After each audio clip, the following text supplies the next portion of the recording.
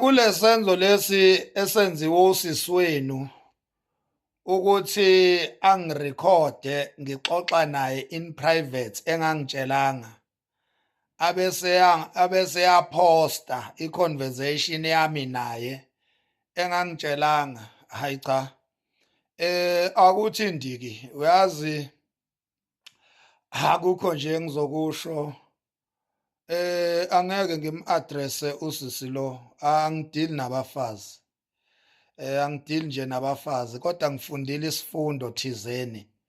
Kodwa nje ngeke ngisho lutho kule ntombazane, intombazane le angidili nje nabafazi mina.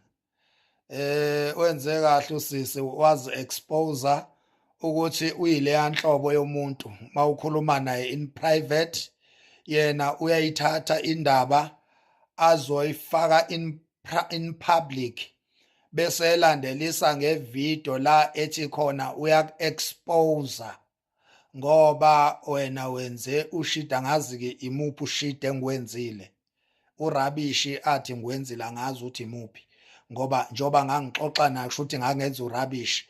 Kodwa manje ngoba ngangixoxa naye nje uyena owangisukela wangifonela and uye wayengibuza yonke leya mbuzo. And lezi zinto engiyikhuluma ngobhaka laphana, ubhaka ngase ngimconfrontile ngazo in private.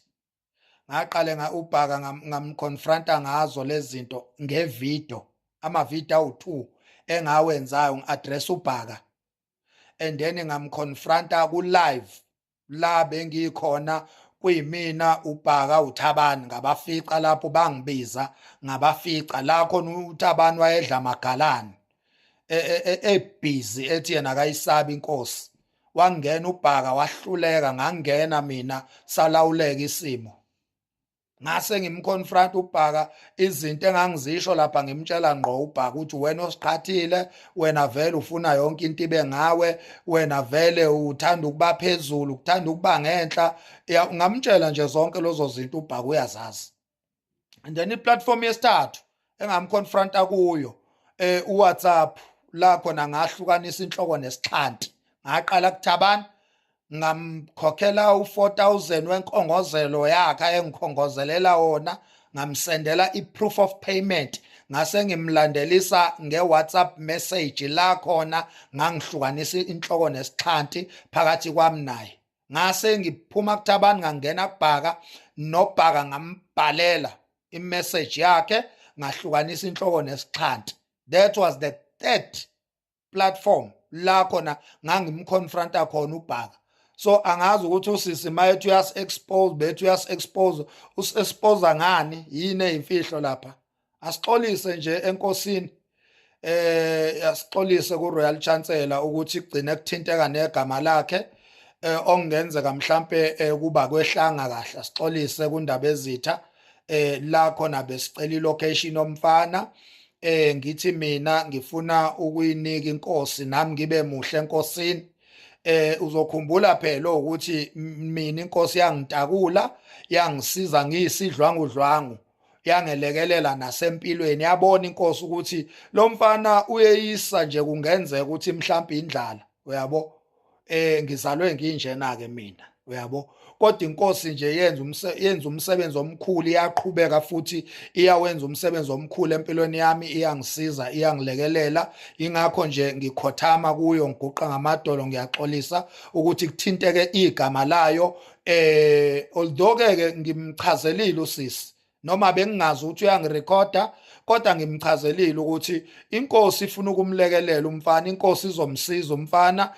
Ziningi izinto umfana akhala ngazo laphana. Umfana ukhala ngempilo kaMax, ukuthi uMax akayideserve le mpilo, ne-BM leli akaphucwe. Okucacayo nje ukuthi umfana uyifunela impilo nje kaMax, uyabo. So ngiyamtshela laphana usisi ukuthi hayi, inkosi mhlambe izomsiza umfana makungenzeka kufika kuyo ukuthi imsize ikwazi ukumthola eduzane. Ingakho ngicela le location, akuna threat lapha, akuna kusabisa uThabani lapha, akunalutho nje. Uyabo, kuclean nje, kuclean. Ngikusho ngobhaka kunjengoba naye ngamconfronta nje ngakho, ngenza nevideo, ngangena ku-live wabo ngamconfronta, kunjengoba kunjalo nje. Akukho nje okusha kulawa ama-recording usisi wabantu akupostile athi uya-expose. Usi-expose ini? Ngoba yonke into isobala, yonke into mina ngiyenza nje ibe sobala. Qale ngenza ama-video, ngangena ku-live wabo ngamtshela uBhaka, ngangena ku-WhatsApp ngamtshela uBhaka, ngahlukanisa-ke nje yonke into. La ngize ngababhlokha khona emva kwaleyo nkulumo leyo, ngababhlokha uThabani noBhaka. Asisaxhumani nje, futhi ngeke siphinde. Uyabo, ngibabhlokile nje. Uyazi uBhaka, uyazi uThabani. Uyabo? Emva kokumsendela kwami i-proof of payment, maqede ngamtshela ebengifuna ukumtshela kona, then yahlukana inhloko nesixhanti. So angazi ukuthi usisi wabantu uzamani Nkosi yami, unontanda kubukwa lo, angazi ukuthi uzamani Nkosi yami unontanda kubukwa wabantu. Ugaxekile inyama yomsipha, yonke indawo yagaxeka, yonke indawo yagaxeka emadodeni, uyagaxeka yonke indawo nje, zonke indaba zase-South Africa gaxekile. Kulungile-ke usizwa abantu ungi-expose-ileke, yini angi-expose ngayo kodwa ebengingakaze ngiyikhulume in public? Yini? Ngoba ukuthi inkosi izomsiza umfana, akekho umuntu ongazi ukuthi inkosi vele umsebenzi wayo ukusiza abantu. Ine foundation inkosi inenhliziyo yokusiza abantu, nathi iyasiza inkosi. So mangithi ngicela ilocation yomfana ngizoyidlulisela enkosini ngenhloso yokuthi inkosi imsize umfana. Yini eyithreat lapho? Yini ekuthiwa hayi uMaxi ube threatenisha umfana? Yini eyithreat? Nina nje ngokulalela kweni leya recording, yini nje i-threat lapha ekuthiwa ngithreatenisha khona umfana? Amanga nje akuhlaza a-createwa ilo sisi lo sisi wenu lo. Kade ibandla lalingikhuza ngalo sisi. Max, ungasondeli kulo, even ngisho indlunkulu yangikhuza ngalo sisi. Max, ungasondeli kulo muntu, lo muntu nje. Uyabo, nami-ke ngalokuhlonipha kwami okukhulu ngigcina ngikhohlwa izinto engiqasheliswe ngazo, ngigcina nami ngirelaxa kakhulu. So ileyo nduku-ke ngane zakwethu engishayile. Angeke usisi ngilo ngijahana naye, angijahani nabafazi. Ile video nje kuphela yokuqala futhi yokugcina uku-addressa lesenzo sakhe usisi sobuthakathi asenzile, sobunyoka, sobubetrayal.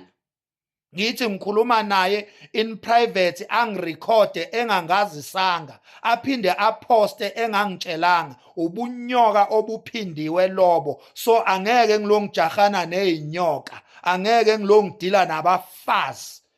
Mhlambe nje ubemenza mayiposta leyanto, angazi uyena owaziyo. Abafazi mabemenza ba-reacta ngeindlela eziningi ezihlukahlukene. So angeke ngilongi ngibhizi ngifocuse nemenzo yabantu. Akaqhubeka umama ayimensele yedwa. Le video yokuqala yokugcina ngima-address, angeke ngisam-addressa futhi. So nje iloko nje nganizakwethu ebengithi angiclearishe nje, ngoba kuzothiwa wathula kangaka uMax, ushuthi uyayisola. Cha, angiyisoli ngalutho ngane zakwethu. Engikukhuluma laphana nje 98% iqiniso, u2% ungakubiza nge-exaggeration. Mhlambe nami bese nginezela from iqiniso, senginezela ngenxa yokurelaxa, ngoba phela bengithi ngikhuluma nosisi wami kanti ngikhuluma nenyoka.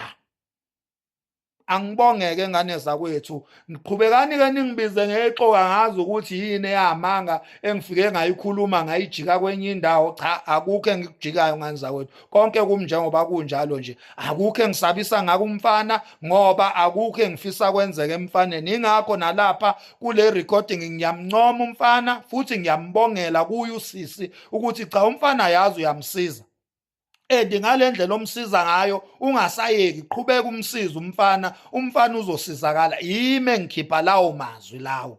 Uyabo? So angazi ukuthi ngingafike ngijabulela ukusizakala komfana khona lapho futhi sengiyamthreatenisha umfana. Ngimthreatenisha kuphi? So nje ngane zakwethu bengithi angenze nje le video kuphela futhi nje sengiyaphuma kuyo yonke lento. uThabani, uBhaka, uLondicare ngeke uphinde ungizwe ngikhuluma ngabo. Ividiyo yokugcina ngci le yokugcina ngci, ngeke uphinde ungizwe ngikhuluma ngoThabani, ngoBhaka, ngoLondicare. Inkosi yami inkosi uMelusi Zondi, ngeke uphinde ungizwa ngilo ngikhuluma nayo ezindabeni.